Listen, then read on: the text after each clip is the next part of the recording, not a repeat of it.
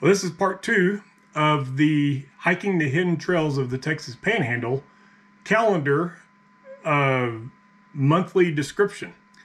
I had originally planned on spreading this out over 3 or 4 videos so that you just explain the story of, just a few months at a time.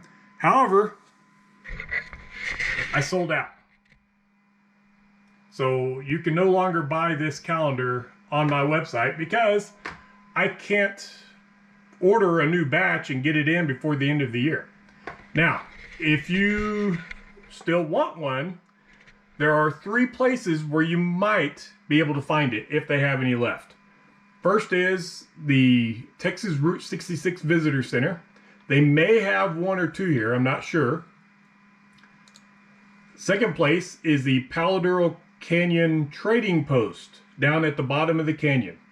They bought a few and they may have some left, I'm not sure. The third place is the Caprock Canyon State Park Gift Center, the gift shop there at the where you check in to get your park pass and everything. They may have a few there, so you can check one of those 3 places. Maybe you'll get lucky and find one. Otherwise, you'll just have to wait for next year's calendar, I guess. So anyway, I'm going to go ahead and just put the rest of the months out on this video. It may be a little long, but for the sake of those who bought it and who want to get kind of the story behind each one of the images, you can watch part 1 and then follow up with part 2 to get the rest of the months. So until next year, we'll see you. This is April, and we call this Hidden Pool. And we found it on a really long hike. We really weren't expecting it. It's one of those nice surprises that the Llano Estacado will give you. We were hiking up a side channel and someplace we've never been before and came across this nice pool. And it's one of those places where you just start snapping away and see if anything works out. Of course, this is heavily cropped.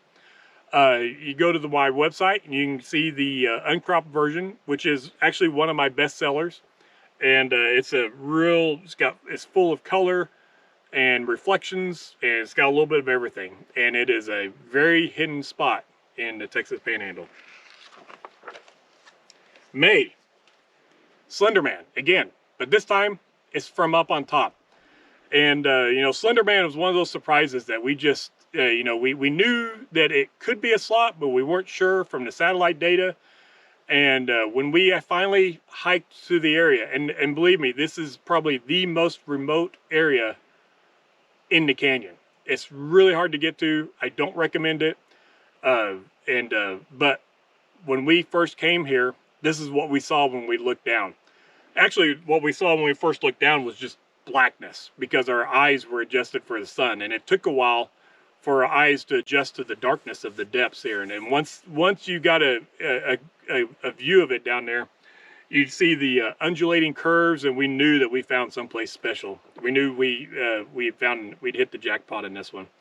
And at this point, looking down, you can actually get a sense of the bottom of the slot, which is 35 feet deep at this spot.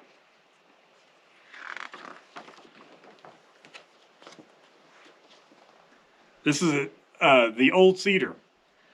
This is in burnt draw, and this is a neat little cedar. When we came out hiking in the backcountry of Powder Canyon, we noticed that there are tree stumps that were cut all over the place a long time ago. And doing a little bit of research, we figured out that the cowboys, when they started moving into the area in the late 1800s, the early 1900s, they would come down here and cut down the cedar trees. And so this is an old cedar, and this is one of the trees that didn't get cut. In fact, this is part of a grove that we found, one of the few places where you have an old grove that was not culled in that time period. And we estimate that this thing is about 400 years old, and it's a really beautiful tree. It's very big, over 50 feet tall, and it's amongst other trees just like it. Okay, July. Again, Slenderman. I keep coming back to this because this slot has so many photos. And I'm still working on so many of them. And this is one that we took from the very deepest part of it, looking straight up as the sun was shining down. You can get a sense of the glow, the sunbeams coming in. It's just a spectacular view. And again, this is something that, you know, it'd be nice if it was easily accessible, but trust me, it is not easily accessible. It's probably one of the most remote places you can imagine in Powder Canyon. August. This is another slot canyon, but this one is in Caprock Canyon State Park. This is the Fern Cave Slot, and it's a beautiful slot. It's a very mature slot, and this is one of the views that you can get. This is looking straight up from the bottom of the slot. I always try to get those low down views looking straight up because you get some really nice surprises that you normally don't think about. But this is a beautiful slot to visit. It's actually not easy to get into. There's only one way in and one way out that you can do without a rope, and it's dicey with that. So if you want to go see this, look up Saints Roost Expedition Company, because we give tours to this place, and we'll get you in and out safely. September. This is a very remote slot canyon, and it's one of the few pristine slots. And by pristine, I mean it has no cowboy markings, it has no modern markings. Unfortunately, it doesn't have any Indian markings. Of course, we're always on the outlook for Indian art. It doesn't have any of those. It doesn't have any markings from human in there. And it's a really special slot for that reason. We call it spring slot because at the base of this slot, as it opens up into the canyon, it has a natural little spring that is just gushing out water. And so that's where the name came from, is spring slot. And so because it's pristine, we don't tell anybody where it's at. It's a special place, and it's very remote also. October. This is actually another little neat surprise that we came across on one of our, just a real short hike. If we have time to just do a short little 1 hour or 2 hour hike, we try to take advantage of those. And this is one of those times where we were just looking around, and we were the rocks that we were in shadow, but this one little plant was sticking up, and it was just lit up. You know, the sun was shining right on it, and it was just it just really stood out from everything around it. And so we took we took a photo of it, and got lots of good photos and stuff like that. And then we started investigating, found out it is a red whisker clammy weed. That's what it's called. And fortunately, we didn't brush up against it, because evidently, if you do, it leaves a slime on you that is very stinky. So, but it is very beautiful. And again, you can get the uncropped version of this photo on the website. And anyway, but this is out actually on a little outcropping from Indian Point. So, and now that we've seen this one, we see them elsewhere. Not a lot of places, but we do recognize it now here and there. So it is in the canyon in places. November. We call this waterfall Spring Falls, and it's one of my favorite waterfalls in the canyon.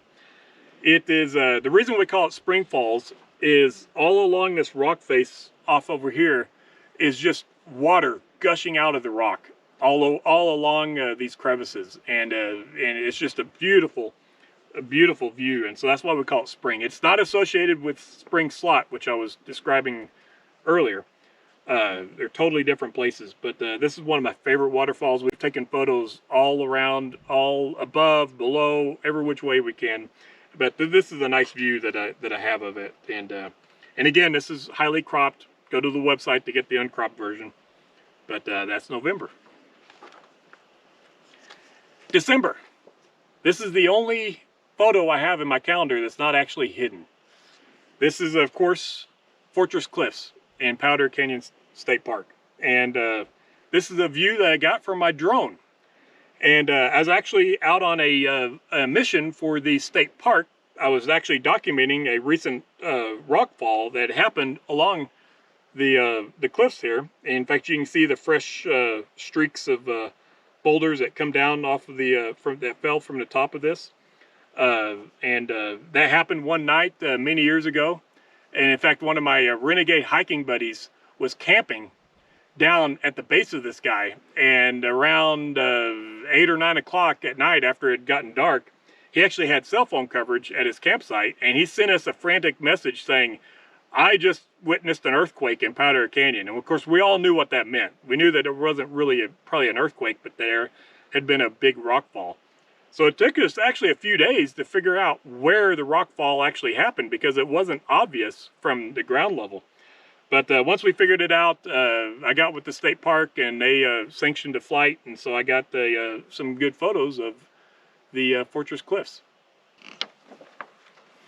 So this is the notes page. This is your 13th bonus photo that you get, and this is in Pole Canyon Ranch, which is it's not a park, but it's a ranch where you can actually pay money and sign a waiver, and you get free access to hike around. And there are some beautiful trails in this canyon, and it's steeped in history also.